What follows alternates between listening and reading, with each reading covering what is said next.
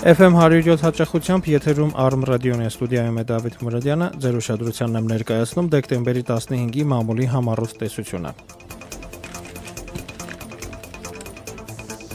Հայոց աշխարհը ինչու է ՀԱԿ-ի հարձակումների թիրախում հայտնվել Բարգավաճ Հայաստան կուսակցությունը վերնագրով հոդվածում գրում է. Դժվար չէ նկատել, որ վերջին օրերին ՀԱԿ-ը ինտենսիվ քարոզչական հարձակում է սկսել իշխող կոալիցիայի, հատկապես Բարգավաճ Հայաստան կուսակցության վրա։ Թեպետ ճիշտ կլինի ասել, վերջին օրերին ավելի հաճախակի ու բազմակողմանի են դարձել կոնգրեսի քարոզչական գրոհները, քանզի բուն հարձակումը մեկնարկել է շատ ավելի վաղ, մոտավորապես այն օրերին, երբ Տեր-Պետրոսյանն սկսեց հրապարակավ ռևերանսներ անել Գագիկ Ծառուկյանի գլխավորած կուսակցությանը, գրում է Հայոց աշխարհը։ Ազգը հայ դատի գրասենյակը բացատրություն է պահանջում Ալեն Ժուպեից վերնագրով հոդվածում տեղեկացնում է, որ այդ մասին ազգին տեղեկացրել է հայ դատի գրասենյակը։ Մասնավորապես Ֆրանսիայի հայ դատի գրասենյակի տնօրեն Հրաչ Վարժապետյանը հայտարարել է, որ Եվրոպայում անվտանգության եւ համագործակցության կազմակերպության Մինսկի խմբի համանախագահող Բեռնար Ֆասիեի վերջերս արած հայտարարությունները, թե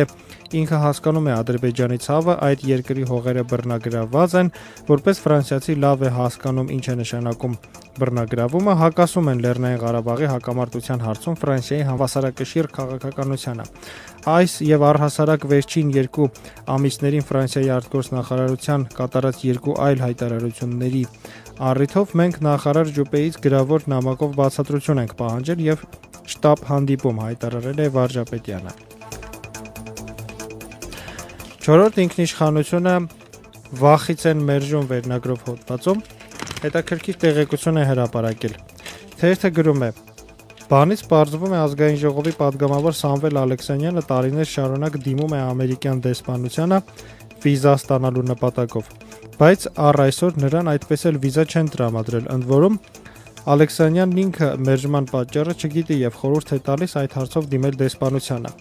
Այնուհետև թերթը մեկնաբանում է. Մի կողմից իհարկե լավ է, որ Ամերիկայի իշխանությունները չեն խրախուսում կապիտալի արտահոսքը Հայաստանից, մյուս կողմից էլ սակայն ակնհայտ է, որ նրանք դա անում են սեփական տնտեսական շահերը հաշվի առնելով։ Վերջին հաշվով մեծ է հավանականությունը, որ այդ պատմական այցից ամիսներ անց Ամերիկայում կհայտնվեն, ասենք, Ford Mach-ի ավտոմեքենաներ, Ջեք Դանիելյան վիսկիներ եւ այլ շփոթության աստիճանի նմանեցված ապրանքանիշեր։ Ժողովուրդ օրաթերթը գրում է. Ժողովրդի հավաստի տեղեկություններով Հայաստանի ոստիկանապետ Վլադիմիր Գասպարյանն օրերս կոչով դիմել է Հայաստանի քաղաքացիներին, նրանց խնդրելով աջակցել ոստիկաններին։ Բայց քանի որ մինչև այս արված բոլոր կոչերը մնացել են անարձագանք, Գասպարյանը որոշել է քաղաքացիներին նյութական շահագրգռվածությամբ բերել համագործակցության դաշտ։ Այսուհետև բոլոր այն քաղաքացիները, ովքեր կունենան տեսանյութեր հատկապես երթևեկության վերաբերյալ, որտեղ հստակ կերևան իրավախախտում կատարող մեքենայի համարանիշը, օրը եւ ժամը կարող են այն ներկայացնել ոստիկանություն եւ դրա դիմաց ստանալ խրախուսական գումար։ Այլ կերպ ասած, մեկնաբանում է ժողովուրդը, Վլադիմիր Գասպարյանը հայ հասարակության շրջանում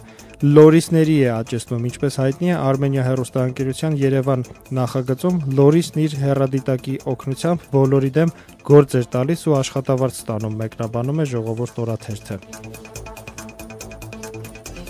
Հրապարակը գրում է. Լոռու մարզի Էլ-ցանցի պատասխանատուները մի հետաքրքիր նորամուծությամբ են հանդես եկել։ Էլ-ցանցի տեսուչները հոսանքի պարտքերի դիմաց համաձայնում են գյուղացիներից բնամթերային մուծումներ ընդունել, ասենք ձու, հավ կամ բուդ։ Անշուշտ դժվար է հոսանքի եւ բնամթերքի էկվիվալենտը ճիշտ որոշելը, սակայն էլեկտրիկները փոխշահավետ հաշվարկներ են անում, գրում է հրապարակը եւ հավելում. Չնայած խեղճ գյուղացիները չհամաձայնելու դեպքում այլընտրանք էլ չունեն, այլընտրանքը հոսանքից զրկվելն է։ Մենք տեղեկացանք, գրում է հրապարակը, որ ասենք 1 ձուն հաշվում են 2 կիլովատ եւ գյուղացիների պարտքը փակված համարում։ Այս սկզբունքն Էլ-ցանցը կիրառում է Հաղպատի, Աղթալայի, Օձոնի բնակչության համար։ Հայկական ժամանակը տեղեկացնում է մի հետաքրքիր փաստի մասին եւ գրում. Բանդայի գործը տեղապտույտում։ Նախկին պաշտոնյաների տների վրա ավազակային հարձակում գործած բանդան, որը մեծ աղմուկով վնասազերծվեց սեպտեմբերի 23-ին, այնքան էլ բացահայտված չէ, պնդում է թերթը։ Ավելին, քրեական գործի նախաքննությունը կարծես տեղապտույտի վիճակում է հայտնվել։ Հայաստանի ոստիկանության հասարակության հետ կապերի եւ լրատվության վարչությունից երեկ երեկոյան մեր թղթակցի հետ զրույցում պաշտոնապես հաստատեցին, որ մինչև օրս ավազակախմբի հափշտակած գողոնը հայտնաբերված չէ, նշում է հայկական ժամանակը, որպես հաստատում, որ գործը տեղապտույտի մեջ է։ Առավոտ օրաթերթը 2006 թվականի սպանությունը բացահայտվում է, հարցական վերնագրով գրում է. 3 բարեկամության մետրոյի մոտակայքից ոստիկանության ներկայացուցիչները ձերբակալել են Ստեփան Սիմոնի Հակոբյանին, Հակոբ Հակոբյանի Լեդի Հակոբի եղբոր որդուն։ Մեր ունեցած տեղեկություններով գրում է Առավոտը, ձերբակալման պատճառը Երևանի Մալաթիա Սեբաստիա համայնքի նախկին թաղապետ Վահան Զատիկյանի որդու Սեթրակ Զատիկյանի սպանությունն է։